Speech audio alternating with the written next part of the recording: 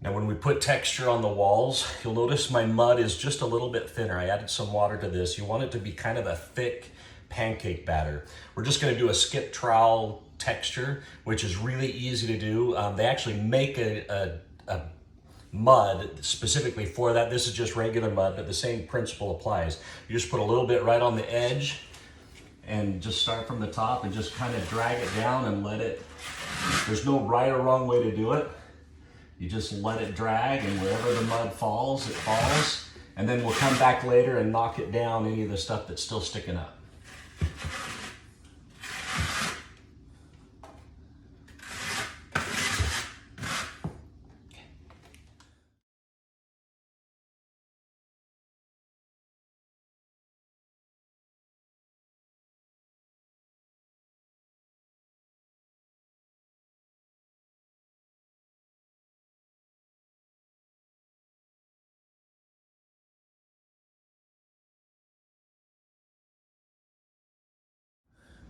The one thing I really like about this texture is, to use a biblical phrase, it hideth many sins. So this is the part that we patched right here, and you don't even really have to sand it if you're gonna skip trowel over it, just because you want it to be so uneven.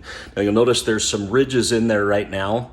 We're gonna wait for it to dry just a little bit, then we're gonna go back over it with the trowel and just knock some of those high spots down just to take it out. Now if you finish and realize, hey, there's a couple spots that probably need a little more, it's easy just to go back and add more. So it's really easy to do. All you need is mud and a trowel, and I like it so much better than the orange peel.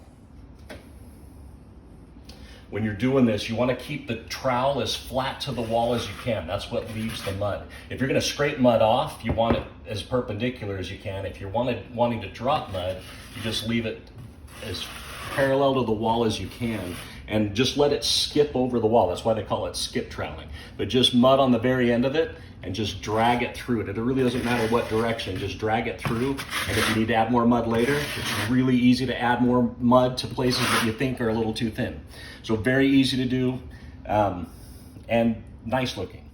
All right, now that it's had a chance to dry a little bit, you'll notice we've got a couple high spots. We're just gonna go back through and knock those down a little bit. And you just get it to however you want it. This can be as thick or as thin as you want it to be. And if you don't like it, you just scrape it off while it's still wet and start over. So we just want to make sure we don't have these big ridges. And you want it to dry a little bit before you go and knock it down. And then you can do it again after it's already dry and just knock off and scrape up and knock off some of those bigger edges.